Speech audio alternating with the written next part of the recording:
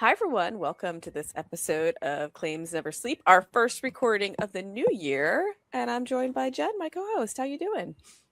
Good. I'm very excited about this episode today. We talk a little bit about emotional intelligence, and I am so excited for everyone to hear from her because she just has so much wisdom and so much to say. I know. And like kind of a hot topic for you at the moment. And it really like hits I think it hits home a little bit because you're going to be speaking on it at a few conferences coming up this year. Yes, she's going to be a great guide for me. We could tell that she was a psych major within the first 10 minutes of hearing her speak. She's just so intelligent and just has so much emotional intelligence herself. Yes. Yes. And so we're joined by Courtney Allen today. And Courtney, you know, is a lawyer, but then moved over to claims, or kind of went right into claims, straight out of school, and just really is able to connect with claimants on like a personal level and an emotional level. And so that's why, we talk a lot about emotional intelligence today. So you're in for a treat. So with that, let's bring her in. This is the Claims Never Sleep podcast, presented by Cruiser Mitchell, with your host, Meghan Henry. Good afternoon, Courtney. Welcome to this episode of Claims Never Sleep. I'm so happy to have you. Thank you for having me. I'm thrilled to have you because I already know this is going to be good because I've already messed up once. We started this podcast. I didn't press record. So we're starting again. We talked for like 20 minutes before this even started, just chit chat. So I think everyone's in for a treat today. So Courtney, we had talked before the holidays. I think you and Jen actually had connected on LinkedIn a while back, and she was like, "We have to have Courtney on." And we sat down and we had a great conversation. I think we talked for almost an hour. I think last time when we chatted. And before we hop in, and I know you're familiar with the podcast, and I kind of gave you some background, but you're a lawyer by trade, right? So how was your path, or what was your path into law school? Like, did you always think you're going to go to law school, or were you like me? And I think Jen, I don't remember. We kind of went to law school because we're like, what else are we going to do with ourselves? Yeah, I did not grow up wanting to be an attorney. I wanted to be a veterinarian, love animals. They can't argue with you. So, you go from not being able to argue to arguing all the time. And so I found myself in law school and really just didn't know exactly where I wanted to go with it. Just knew that I wanted to help people in some way, shape, or form.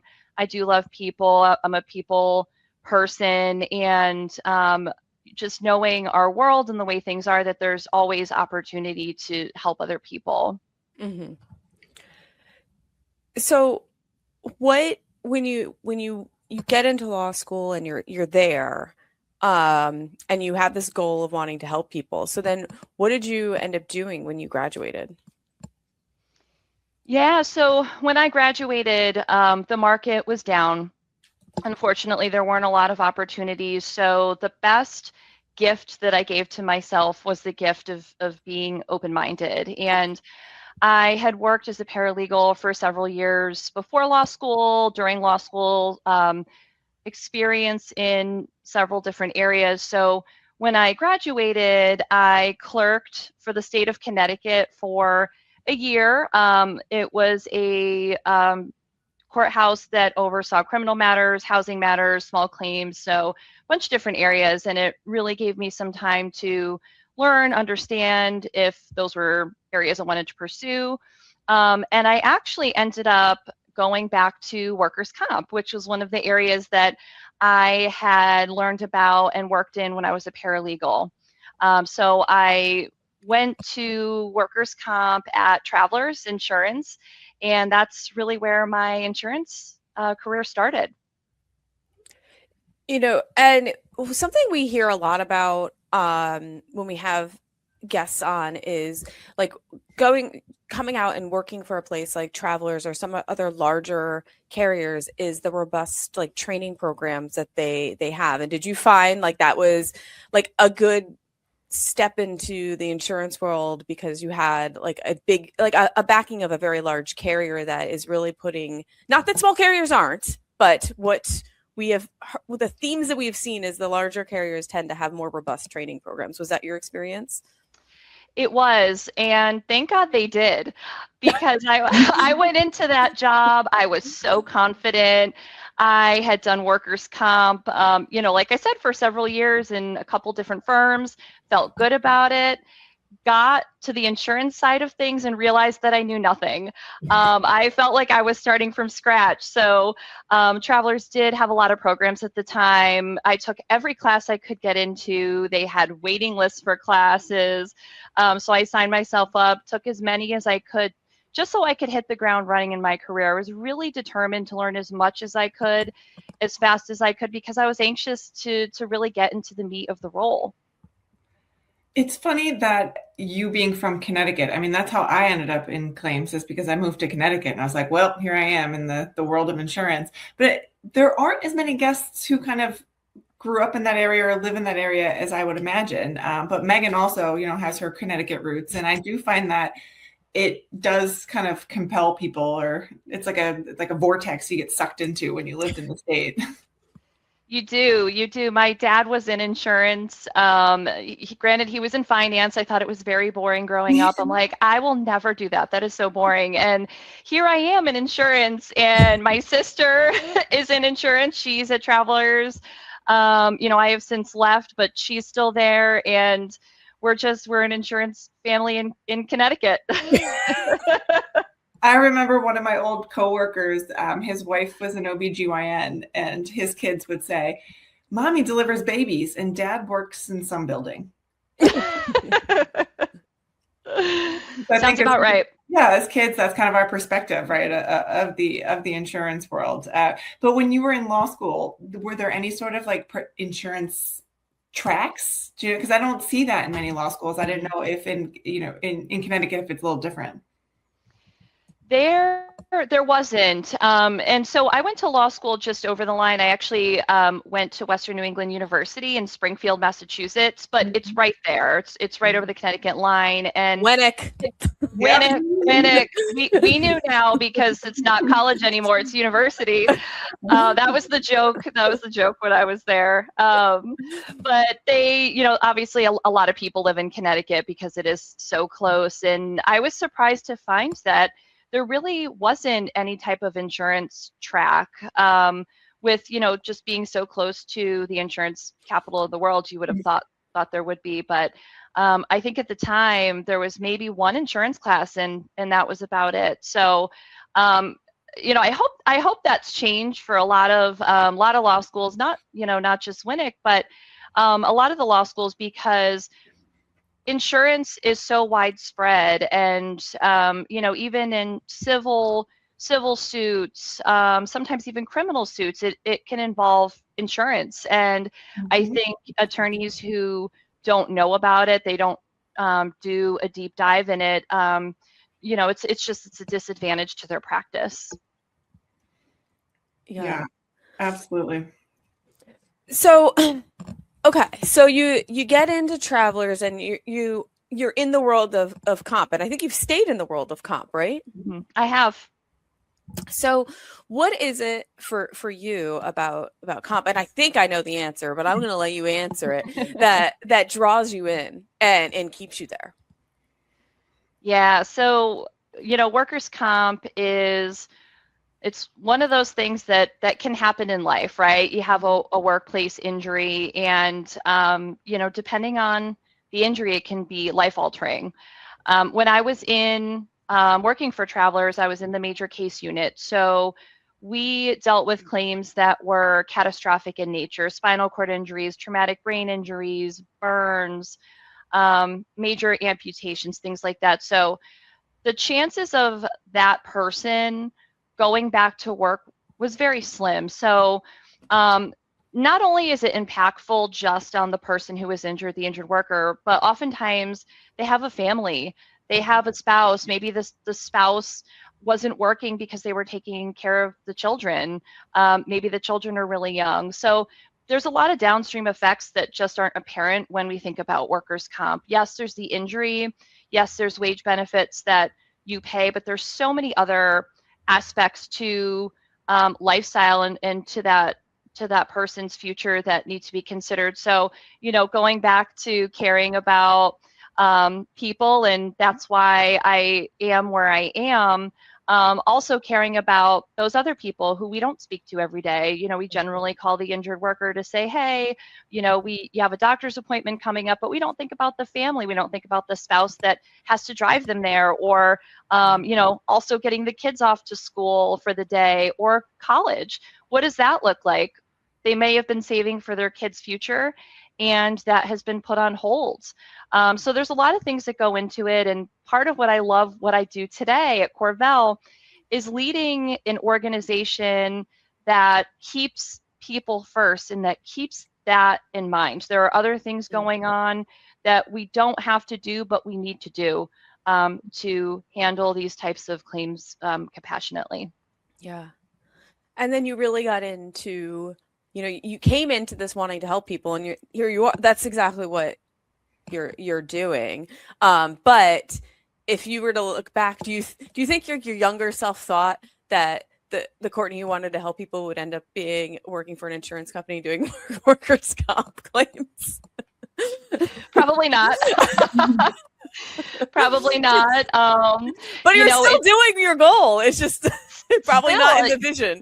Not at all. And it's funny because I have an 8-year-old daughter, and a couple of years ago, someone asked her, what does your mom do for work? And she said, oh, my mom builds wheelchairs for people who have had spinal cord injuries. And I'm like, not quite, but that sounds exciting too. But I help them get to their wheelchair. The goal. Exactly. Right. I don't have much experience with workers' comp. That's the one area that I really never dove into. But I'm wondering, from your perspective, do you think that workers' comp has the same kind of reputational issues that other types of insurance have, as far as so many people we have on the podcast went into claims to help people, but a lot of times they feel like there's so much backlash against the insurance companies. I mean, do you find that you have that same experience in the workers' comp area? I do. So I spend part of my time doing research, and I personally will read not just reviews about CorVel. I will look at other insurance companies. I'll look at TPAs. I want to know what people are saying. I want to know what the experience is, because right now, especially, is a very tumultuous time in the insurance world, and I want to help make that better. And I think the way to do that is to bring more understanding to how workers' comp works. I've read many things online that said, workers' comp denied my surgery and I can't get back to work. Workers' comp denied more physical therapy. They denied my medication. And there's always a reason why. So I think, and this is what I tell my adjusters all the time, taking a few extra minutes to explain the why is everything. So there's two very different ways to handle it. You get a call from an injured worker. They say, you denied my medication. I need my medication. What's going on? This is in connection to my work injury. Why haven't you approved it? And the adjuster says, well, it got denied by utilization review and I can't approve it. And I'm sorry, but that's the way it is. I can't pay for it. If it was denied, that's sorry. I'm sorry, hangs up the phone. Yeah. There's another very different interaction with that same set of facts. They call, you denied my medication. I need it. That's for my workers' comp claim that you've accepted. What's going on? Okay, Mr. Jones, let me take a look at it. Let me see what happened here. Okay, so that refill is going to require another doctor's visit. I can absolutely get that scheduled for you. Let me see when the doctor's next appointment is. I will get that in. I understand that you're in pain. I want to help you. So it's not always about telling people what they want to hear. It's about the way we handle things, and Mhm. step by step, phone call by phone call, email by email, interaction by interaction. That's how we heal the connection that we have with people. That's how we bring the level of anger down, and to let people know that we care about them. You're not just a claim in our system. We know this horrible thing has happened to you, whether it's a minor injury or a major injury.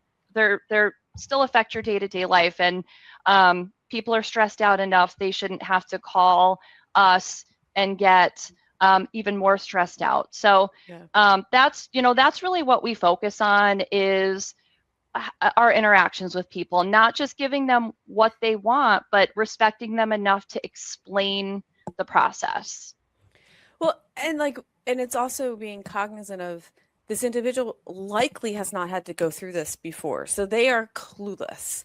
Like they don't know the process. They just know they are in pain and they're injured and they can't go to work and their income is affected and they're probably scared and anxious. And to have someone on the other end of the line to kind of understand what they're going through and give them a helping hand to figure out the next steps is a probably very welcome on their end, and goes against that mentality that everyone says, oh, the insurance companies are just like only in it for their money and they want to deny the claims. And it's like the actual opposite of that. Exactly. And just slowing down and taking the time to hear someone out. Adjusters, supervisors, very, very busy. They have a full day ahead of them. So sometimes when you tell them to take another minute or two on the phone with someone, they're like, I know, but I had all these other things that were due.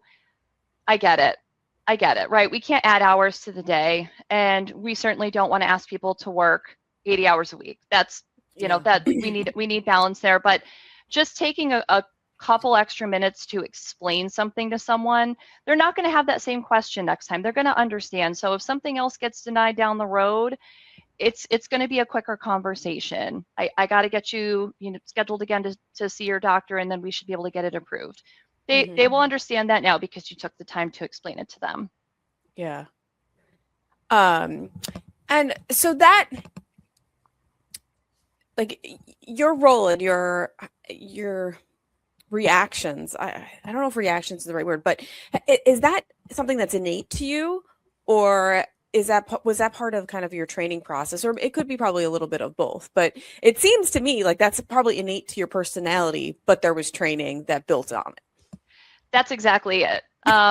It's really this is who I am. You see what you get. And I was raised where treat others the way you would want to be treated, and I try to keep that in mind every day. And that has really been the basis for my work. But certainly I've had training over the years to help with specific ways to help turn the conversation from, maybe one that's very tense, very angry, to one that's a little bit better. How can we bring the emotions down just a little bit so we can have a conversation? And sometimes it's postponing the conversation. Sometimes in the heat of the moment, you're just not going to get through to someone.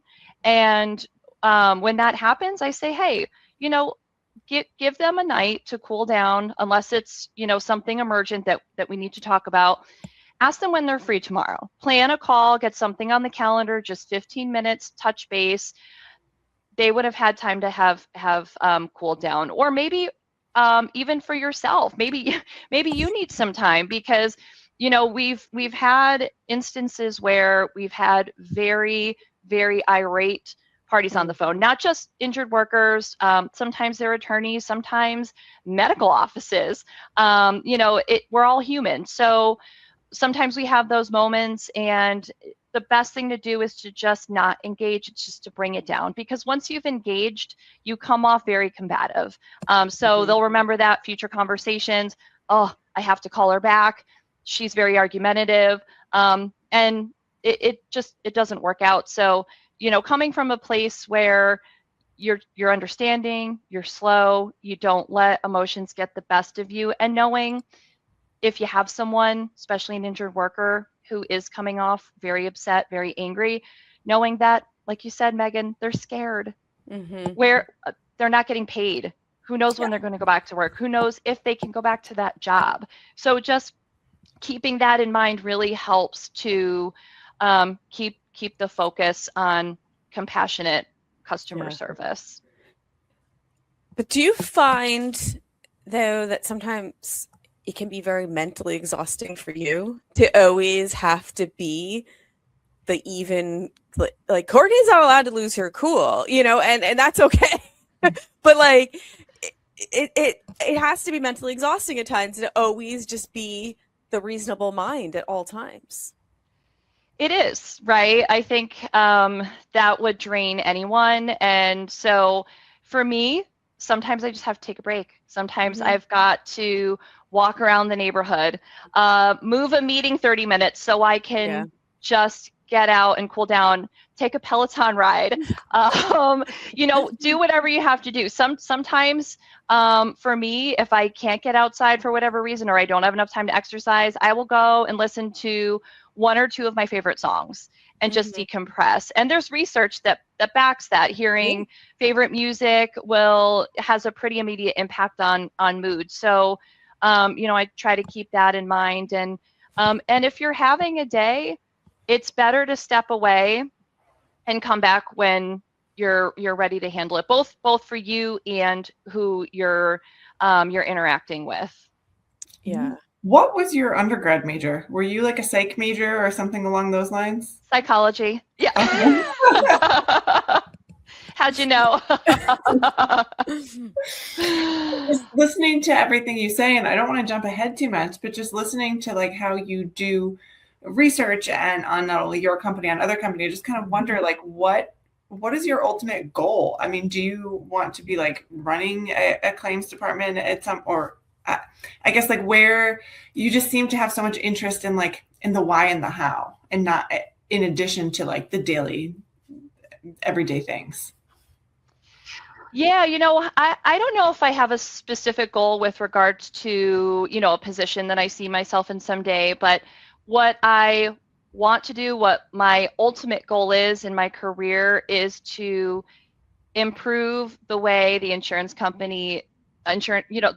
industry is seen, and help repair that relationship. And I know, Meghan and Jen, you both know, when you become a lawyer and you're sworn in, part of your swearing is that you will, ethically handle the law and treat people with respect. And that's really what I want for insurance. I really want to bridge the gap, with the fact that people hate insurance. They hate insurance. And everyone has had a horrible experience with getting something approved, under their auto policy, getting their car repaired, trying to get something on their house repaired, and so we've all had those experiences. Me, myself, I had car damage once when someone hit me and it wasn't my fault at all. And I'm arguing with the insurance company, and I'm like, hey, my claim, please. And so, I really want to bridge that gap. It's really my goal. I want to bridge it for injured workers. I want to bridge it for attorneys, brokers, adjusters, anyone in this field, because insurance is such a good thing, but it has a really bad rap. It does. And I would love to just bring the whole industry up. I know, and this is something. It's another very common theme that we hear, is that the reputation that insurance has, but also the common theme is everyone's like, but everyone wants to change it. Like, we have yet to talk to anyone that's like, it's good, we're just gonna keep on going with that. Like, every single claims professional we talk to on this program says insurance gets a bad rep, and we want it to be better. And I honestly think the only way it's going to get better is by all of you, all claims professionals having that same mentality, because it's the only way it's gonna change. Like, I mean, what are we going to have, like a giant conference? Be like, let's change the messaging. No, it sounds like the messaging's already there. It just has to, like, the dominoes kind of have to keep falling. They have to keep falling. I am talking to the team daily, weekly, monthly about our interactions with everyone. And when I say customers, it's not just the injured workers, it's not just our accounts, it's everyone. It is the attorneys, it is the medical offices, the provider offices, it's pharmacies, like it's absolutely everyone that we interact with. And that's the only way things are going to get better. And just on the flip side of that too, we've all had experiences with companies or whoever it is, and like they did shoddy work, or we weren't happy with the outcome, or we didn't get what we want, but the people that we interacted with were awesome. So it's hard to say something about it. You're like, yeah, they didn't, fix my issue, but they were kind, they listened, they tried. You felt you felt like it was a genuine effort. And we're not always going to get perfect results. Things are going to happen. Sometimes we're going to drop the ball. But building those relationships is really important. You're more easily forgiven if you're respected. And I think that really would go a long way in our industry. Yeah. and I also think kind of what you're saying goes with the whole human side of it as well. Like you're when someone has a comp claim and they're coming to the carrier, you're not a bot, you're not a robot, and you're not an entity, right? You're an individual and you're human. And I think feeling that the human side is hearing you and is there, and like you have that sense of like, okay, yes, shit is messy for me at the moment, but Courtney or someone on your team is listening to my concerns and hearing me and trying to help me. They might not be able to snap their fingers and get me what I need right now, but at least I feel heard and things are in motion.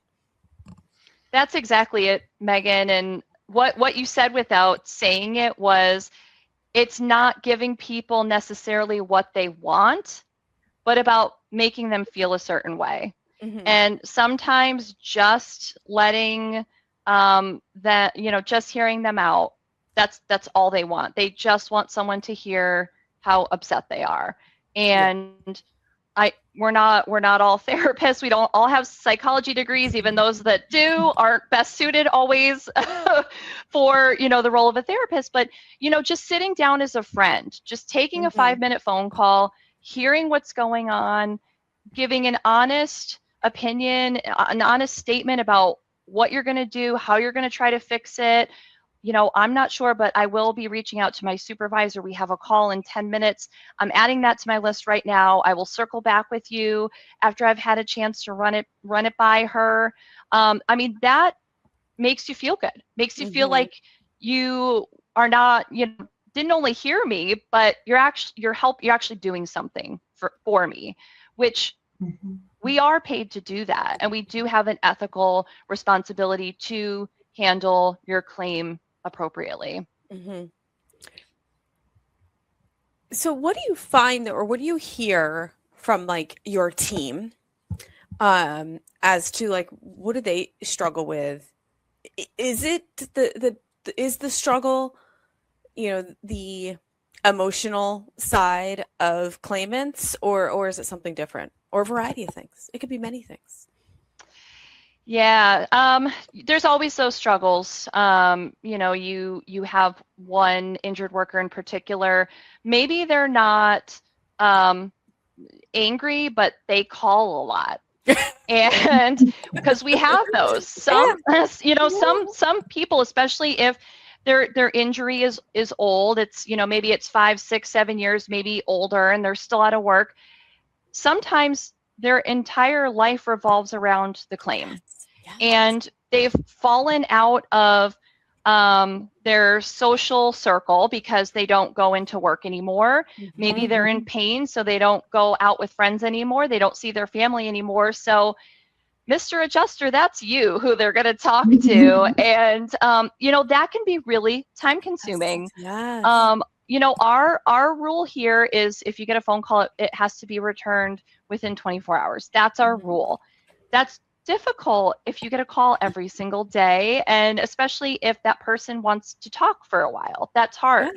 Yes. That's a huge chunk of your day. So we've talked about ways to politely end the conversation, things like that. We've even have had a couple of adjusters. We've had conversations about even scheduling calls, which maybe that's not preferred, but maybe if they know they have a call on the calendar, they're not going to call you every day. Maybe it's just once a week on Wednesday at, from 12 to 12:30. And then after that, you can say you have another meeting and move on. But sometimes we do need those tips and tricks because it can be a time suck. And, we don't want to do that to any of our staff. We know they're busy. So just finding ways, to handle the influx of calls and communications is generally the way. And, sometimes it's not the same. Sometimes one way works for one person and it works, different way for a different person. So just kind of finding out what's working and what's not. Yeah, because I imagine you have you have a claimant who's used to going to work every day, and all of a sudden they're stuck at home, right? And they probably there's a hyperfixation on what's going on with them in the status. So they're like, well, Courtney's here. I'm gonna call Courtney. Maybe Courtney will tell me. Yeah, and you're right. They're sitting home. They're thinking about their claim. Yes. And you should be too, constantly. Trust me, sometimes I'm thinking about your claim at 2 a.m. Don't worry about it. You should call them at 2 a.m. How big of a struggle is dealing with other insurance? Because I imagine that comes up a lot in workers' comp cases, like with either an auto or a liability policy, whereas probably more than in other areas of insurance. And does that kind of cause some no, not my responsibility, your responsibility, and then it kind of clogs it up? That's a great question. As far as working with other insurance companies, other TPAs, generally that relationship is pretty good. And I think it's good because, I'm the work comp adjuster, you're the auto adjuster. We're just trying to do our jobs. Just let's figure this out. But sometimes, when there's disputes, it will go into litigation. And that's where you guys come in and you guys get to argue for us in court. And, sometimes it can get very complicated. Thinking about workers' comp and maybe like asbestos, for example. So in Connecticut, Connecticut's very interesting because it will split per year. So if you have different insurance carriers, what you have to do is go out and determine the years of coverage, and then you have to apportion it. And if you've got 10 carriers, that could be quite the trick. And also, getting everybody to one hearing, because there will be one hearing in Connecticut. So you need to send a rep from every carrier. So that can get a little complicated. But what I have found between insurance companies, between TPAs, that communication is actually pretty good. Yeah. How many of your cases are in litigation versus, just kind of handled in-house? I'm not sure exactly what our rate is right now, to be honest. It has fluctuated positively towards less litigated files, actually, as we've done a better job with our customer service, which is really interesting. And what I tend to credit that to is the fact that when you build a relationship with someone who has been injured at work, they trust you. They see you hearing them. They hear you hearing them. They see you working their file. They see you answering calls and emails, and they feel taken care of. And building that rapport with someone, I mean, it's great if we can avoid litigation. Obviously, that's great because there's cost savings on the file for our clients. But litigation is also stressful, as you both know, and it's stressful on the injured worker. And so being able to avoid that at the end of the day more positively impacts the injured worker. So That's my advice, regardless of whether, the litigation rate is improved or not, because there's just so many other benefits to building that relationship with the injured worker. Yeah. And I imagine that though the relationship can become confusing once counsel's involved, because now you had a direct contact and direct relation with this claimant, and now that's cut off, and and they still call. They call, and yeah, that's weird. it's hard. I mean, yeah. We can answer basic questions. Where's my check? When's the next hearing? Obviously anything substantive we have to send back to their attorney. And sometimes they get upset because they're like, my attorney doesn't call me back, and I'm sorry, that doesn't change the fact that you're represented, and we really can't talk to you. Maybe you picked the wrong person. Might have picked the wrong person. For sure. It's interesting. We talk a lot about negotiation at our firm because we try actually not to let it get anything to trial. We try to resolve things. And one of the traits that we tell people you need to have to be good at your job is emotional intelligence. And I just keep hearing from you about how much emotional intelligence you and your team has.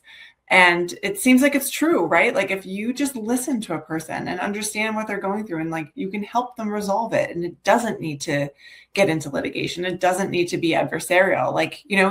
Everyone can just kind of work together to find a resolution.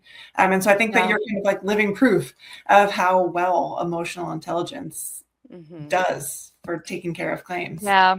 And honestly, selfishly, at the end of the day, having a high EQ makes your day better, makes your day easier. You have a better understanding of how your interactions with people, how that affects them, their interactions with you. And we talk about EQ all the time. Last year, we actually, we did mini, we call them coffee break sessions. Monday morning, I get the leadership team together. We talk about leadership principles that are important. And we actually went over the 5 pillars of emotional intelligence. And we had some great conversations. And we really had some light bulb moments, not even just with injured workers, but with our own team and our own direct reports. And we're like, oh, now that we're talking about this, I didn't even realize. And so that's improved our relationships with our internal employees.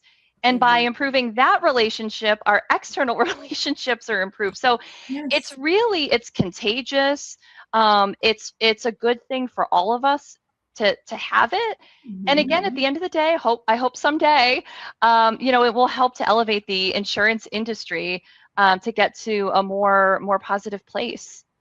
So we're going to have to talk after the podcast, because I'm actually presenting on 2 panels at conferences coming up on emotional intelligence and handling claims. Love it. Someone else has kind of developed the structure, but asked me to come on the panel. And so I would love to get your input on some stuff, because it really seems as if you have spent a lot of time kind of developing this, and it's working. You've implemented it and it's working. I would love to chat some more. One of my favorite topics. Yeah. So, but with that, do you feel as though it's hard to teach emotional intelligence? If someone is already has it, right? You can improve on their skill, but there are people who lack it, and maybe the people who lack it aren't in this career because it might not be the best fit for them. But I'm sure you've seen that as well. You're going, you have these seminars, and you're all in because you already appear to be very emotionally intelligent. But I try. There's probably others who aren't. So what's been your experience with that when you find folks that just maybe it's just not clicking? Yeah.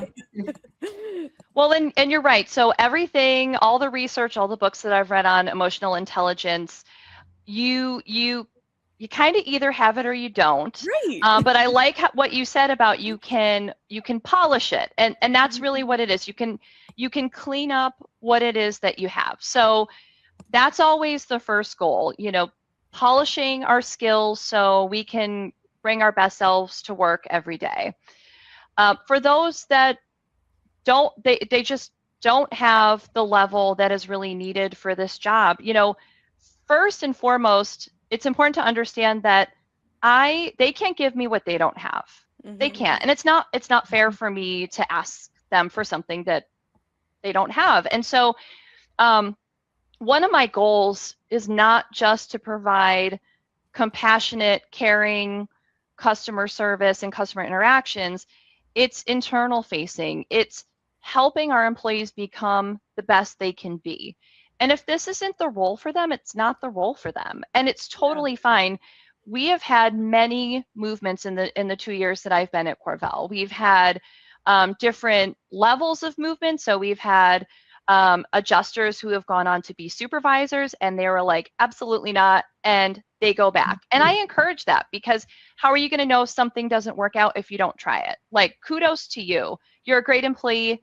I want to keep you. Let's work something out. But sometimes it's just not going to work. Even, if you're an adjuster, maybe you've been an adjuster for 10 or 15 years. This isn't a new career for you. That can be scary, because you're delivering feedback to someone and they're like, well, what are you talking about? This is my career. But one thing we really try hard to do is there a better role at CorVel that for you? And it's a win-win, because they're happy, they're succeeding, and CorVel is getting the benefit of their continued employment and their performance in their new role. And we've had that. We've had adjusters go to account management. We've had account managers go to compliance roles. So truly, we will help our employees to pursue what they want to pursue and what best suits their their qualities and what they bring to the table. And sometimes it can be a difficult conversation. Don't get me wrong. Sometimes you go to someone and you're like, you're not hitting your marks, or, you have a lot of complaints from outside people, like what's going on? And, they might think that they're doing a good job. So it's a careful conversation, but keeping that compassion to it, knowing that you're trying to help them. It won't always turn out, sunshine and rainbows at the end, but that's important to have the conversation. And I think we owe it to people, to be honest. And I also think it's important to recognize people's strengths and not try to put someone with a strength in one area in an area that their strength isn't going to help them. I've always believed this, that in like the legal world, in like a law firm, you have folks who are naturally good at marketing. You have folks that are like worker bees, and they are the people who are going to put their head down and they're going to crank out those coverage opinions or crank out that appellate brief or whatever it is. And then you have people who are great at depths, great at trial, but are terrible at marketing. And it's important to recognize people's strengths and not put, the person who just wants to sit behind their computer and write a brief and be like, hey, I'm going to take you to this dinner and you have to talk to all these people and they'd rather die. It's important to recognize strengths. Not to say that you shouldn't step outside of your comfort zone. And sometimes you have to do things, you don't want to, you're not good at, or you don't feel you're good at, but you also shouldn't be expecting certain things of people when their strengths are in different areas and putting them in the areas where they excel. Exactly. And this is why I tell my leaders, it's so important to know your people, know what their strengths are, know what they're working on. And so because we have projects all the time, different things we have to get done. It's got to go to someone who can help us out. We have a deadline coming up. And really figure out who best to give this to. I want to, if it's something that involves data and spreadsheets and Excel workbooks, I want to give it to someone who likes that, or who's at least good at it. Because I used to be horrible at Excel, and any documents would come over in Excel and I'm like, I'm not even opening this. I have no business being on this email. But now I'm at a point where I've learned Excel. I'm pretty comfortable in it. So I learned that skill, that's fine. But if I didn't, or if I couldn't for whatever reason, that would be important for my manager to know. Don't give me anything in Excel, or don't give me anything with data. So knowing your people, you have responsibility as their leader to set them up for success. And that first step is knowing who they are, and knowing where they fall. Yes. Yeah, it's funny. Like our associate, who's amazing, but she doesn't like peopling a whole lot. and we have this new robust training program, and I remember when we heard about it, Jen and I were talking, I was like, do we have to send her to this, because she'll kill us? And then when the email came, she's like, do I need to go to this? I was like, only if you want to. She's like, it sounds like a lot of peopling. I was like, it's a lot of peopling, and it's probably not your cup of tea. But if you want to go, you can go. But I'm not going to force you to people with if you don't want to people. Well, and that, I mean, that's such a beautiful example of knowing, someone's strengths and what their goals are. And if she doesn't need that for her job because she has this, this area of the law that doesn't involve the peopling, that's great. Why torture her? Why? And honestly, why waste her time? Because that's not her goal. That's not what she's pursuing. And what I find just in general, and I'm not talking about any specific company, there's always a lot of ongoing training that's needed for jobs. And a lot of it is, as we all know, it's for legal purposes. We need to say that they've done these trainings. Mm-hmm. A lot of them are HR trainings, so you have to take them. That's the end of the story. But some of these trainings are trainings that aren't necessarily, like they're technically based in the job, but it's not for the job that you're doing. And I've taken these types of trainings for years, and I'm like, I'm not a nurse case manager. Why am I taking a training on being a nurse? But it's something they want done. And sometimes it's good to know what other jobs, what goes into that. It helps us to better partner. But I think it's important to balance the time that it takes. And if it's not something in your job, that's important to really just weigh. Yes, I remember taking the adjuster exam, and I was only handling professional lines, so like EPL and D&O. And I got into that exam, and I was asking all these like property and workers' comp and homeowners questions. And I was like, I have no idea. So it is kind of crazy that like there's this, that exam encompasses absolutely everything. And for the most part, like, you're not going to move out of like your little area of comfort zone. Yeah. It's also like the bar exam that does the same exact thing. Oh, I know. I thought the adjuster exam was worse. Did you? I passed by 1 point. Well, that's good. You didn't have to retake it. Yeah. I also, as an aside, I also found out I was pregnant that day. So I think it kind of, from my first. Wow. So I think it threw me off a little bit. But yeah, still. You had some other things on your mind. You're like, is it kicking? At the beginning, you like feel like every little like bubble. You're like, do I feel different? Yeah. All right. No wine, guys. No wine. Water only. Water only. And the best prenatal vitamin out there. Let's go. Day one. I know. And the scare over cheese. Like, can I eat brie? Am I allowed? I always joke about my kids. I have 3, and my first child, when she was born, and I made all of her food homemade. Like, she never ate jarred food. It was like organic from a farm. And then the second one, I got like the better jarred food. Like, I went to Whole Foods. My third, by the time he was 2, I remember the one day there was an ice cream truck, and he was licking sprinkles off of somebody's driveway while the other kids were waiting for the ice cream. I was like, that's like the progression. It does go that way, doesn't it? It does. Thinking back on my own experience here, yep, that sounds about right. Yeah. Like, even like my younger is like, how come you don't have like those monthly pictures of me when I was a baby? I was like, oh yeah, I didn't have time for that anymore. Like, I had to drop you off at daycare. Listen, just be glad there's pictures in general.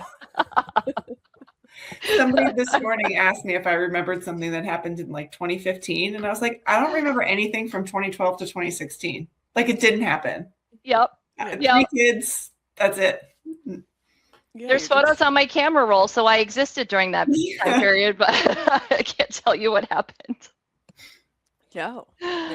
And what's crazy to me at that point too, I was also commuting into like Philly every like 4 days a week. I'm like, how on earth did I manage that whole thing? I'm like, I don't even leave my house now, and that's like if I have to like do something extra, it's like, oh, you might need to go to the bank today. I was like, I don't know how I'm gonna do that. I don't know how that's gonna fit in. I was just talking about something that this weekend. Like I look back to like when I had 3, 4 and under and I was still working full time and out of the house. And I was like, how did I do that? How? It's just how? I know. I'm the same way. No idea. None. Yeah, like we were out and we like left the house by like 7 or 6:45 in full clothes, like dressed heels, makeup. Yeah. Like I'm like, I hair done. Yeah.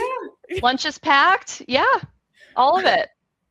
One day I remember getting to work and someone's like, I think you have like graham crackers on your shoulder. I was like, is that all? Like I made it here with just that? Woohoo!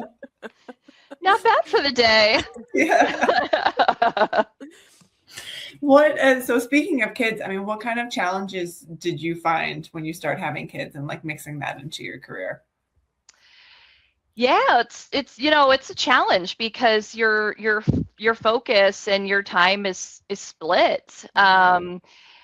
I realized very quickly as a working mom, I have to get super efficient with my time, and I have to have my calendar and it's got to be in check, and I have to follow it. And certainly things pop up both at home and at work, and you have to respond to them right away. You don't always get to plan and calendar everything. And for me, I find that it's a constant reprioritization. So, I sign on for the day after getting the kids off. And I just kind of look at my calendar for the day and I'm like, okay, all right, I have the prioritization. I know what's going on. And then by 10 o'clock, all of that has changed. Maybe kid needs to get picked up because of a fever. Okay, can't do that meeting at that time. I'm going to have to move it, which means this other one's going to have to get moved to next week because it's less of a priority. So it's being honest too, because I've also tried to be dishonest with myself and that hasn't worked. Like, absolutely, I can get all this done by Friday. Yep, not a problem. And then reality hits and you're like, I'm not even close to getting there. Like I'm still 2 days behind. So I think, being honest and just constantly reprioritizing and, but also, at the end of the day, remembering that family just has to come first. It just has to come first. No one ever, grows old and they're like, man, I'm so glad I left my kid at school sick, I mean, and I am very motivated. I'm very career driven. So sometimes it's hard for me to say, I need to step back. I need to shut down for the night. I could keep going some nights. But forcing yourself to keep family first, I think, is really, really key. Yeah. Or sometimes yourself. And yourself. Yes. That downtime is important and it's needed. And my best ideas have never come sitting in front of a laptop. It's been doing something else. It's been walking, hanging out with friends, weekends where maybe I'm not really doing anything, or maybe I'm just, running errands. Like, that's when I think of things, just a way, not even trying to have ideas. That's when they flow, and that time is really important. And you know what I found though, just going back on like being flexible, is I used to have this fear that if you had to move or change something due to something that came up, whether professionally or personally, you would be looked down upon or judged for it. And I think I came from a place because at the time I probably was, like, for the position I was in at that time. And now I'm very pleasantly surprised that I feel like the majority of people are very understanding of all the extra things that pop up when things have to shuffle around. And maybe it's a product of just working amongst and along a lot of women, and they might understand those, like, that pull a little bit better.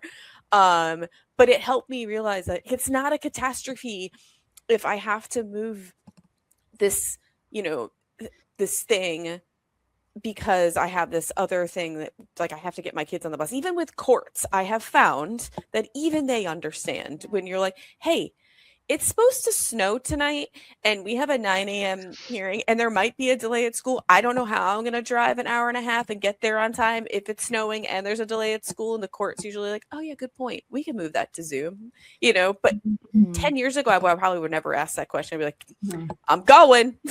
Just plowing through the snow and I'm gonna be there. Yeah, and I think as I'm thinking about it, there's a few elements for us three, right, on the call. So one is that we're women, and women, I think by nature, just we can't ever feel like we can move anything or say no. I think it's just something that just tends to happen.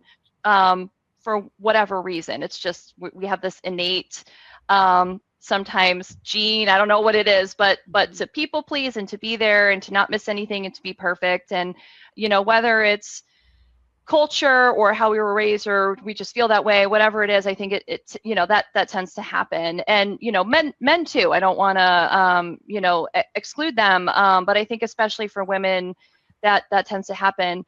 But I also think law school teaches you, it's obviously very competitive. They rank you. You have the bell curve with the with the grades. So all of those things combined, you're like, no, I just got to get it done. I got to get it done. We know that there was no extensions in law school. Like if you didn't show up to your exam, that was it. You failed the class because it was all based on that one grade at the end. So that's hard when that has been drilled into you for year after year after year. That is really a hard mentality to get out of. And I'm still that way. I'm still like, oh my gosh, I can't move this meeting, there's no way, when in reality I can move it. It's okay. So I actually can't be on the meeting because I have to go pick up a sick child, or because there's snow and I can't. Not only can I not leave the house, but I can't have anyone come over because there's snow. So, it's hard though. It's hard. And I know I get very uncomfortable when I have to move things. I'm trying to be better about it. That's my own goal for this year is trying to be a little less stressed out about having to do that. But it can be very hard to get out of that mentality. It is. And even like my kids play sports, and I know Meghan's do as well.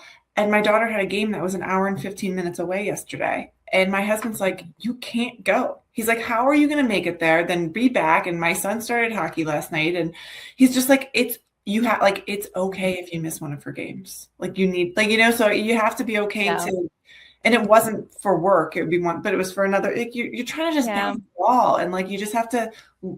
I'm trying to teach myself just to let it be okay. Yeah, it is hard to balance those competing activities though, because they're like, well, everything has to be fair.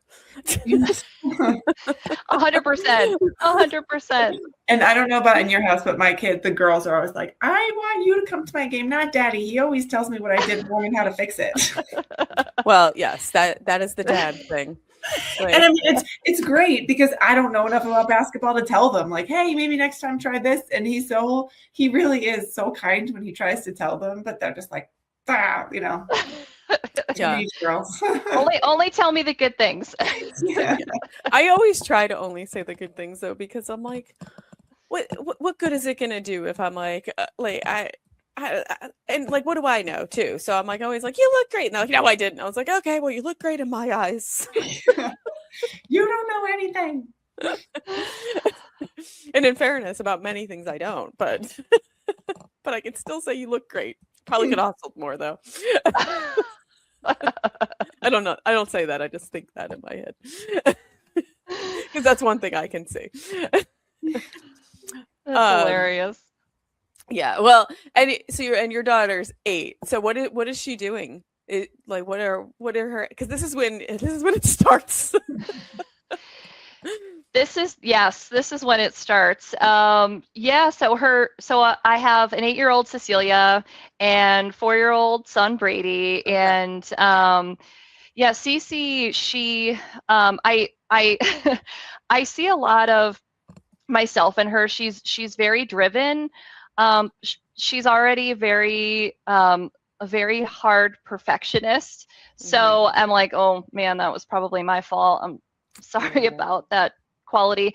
But she's very driven, and she won the state invention convention for Connecticut. So Wow. in June, we're actually going to Dearborn, Michigan, where she's going to compete with the U.S. National Invention Convention. She's so crazy. smart. She's such a little Wow. engineer. Love it. Unfortunately, she probably won't go into insurance because she's going to be doing like way cool things with Yeah. whatever. But she's great, and so. Because I work from home a lot, when she gets home from school, sometimes like she'll come in, she'll wave if I'm on, if I'm on a video call, I'll see her kind of like wave from the corner, and I'm like, hey, I'm on a call.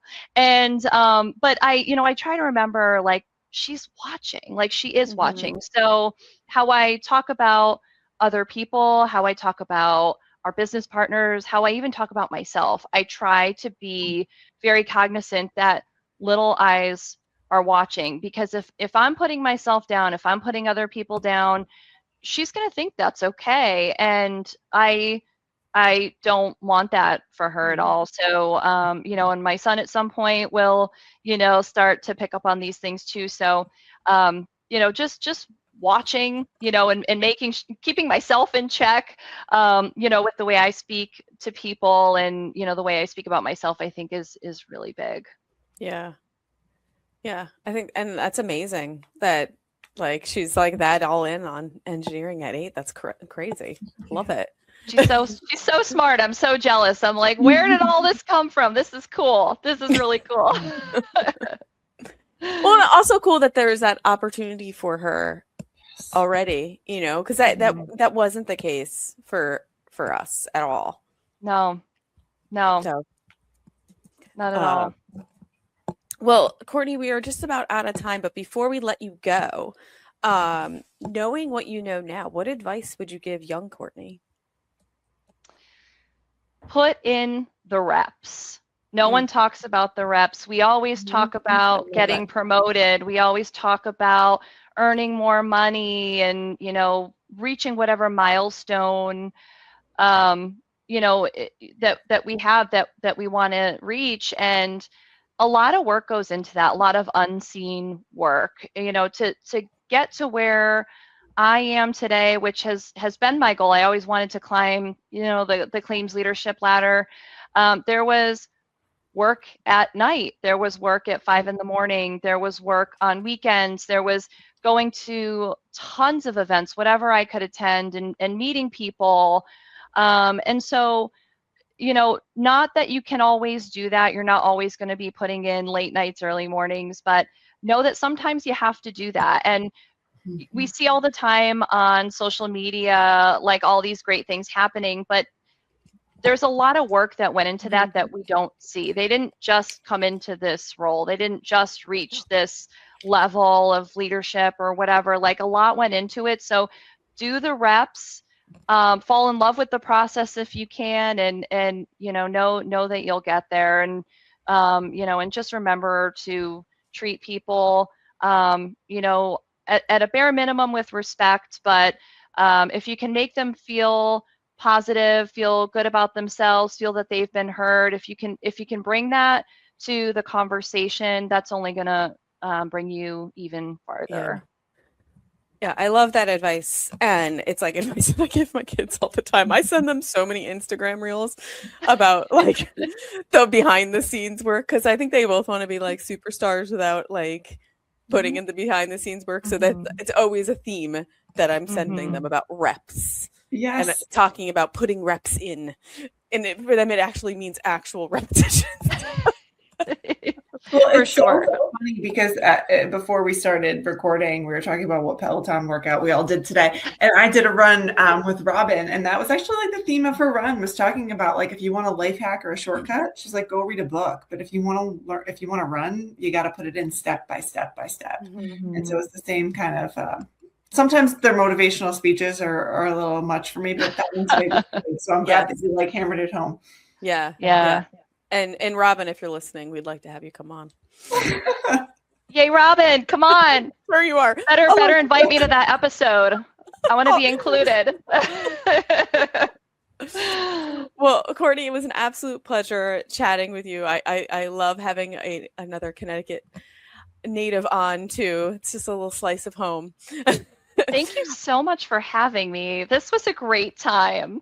Yes, always is. And I love to hear it. So, of course, all our listeners out there, if you like what you hear, please like and subscribe to Claims Never Sleep. You can find us on your favorite streaming platform as well as YouTube. And thanks for tuning in. This is the Claims Never Sleep podcast, presented by Cruiser Mitchell, with your host, Meghan Henry.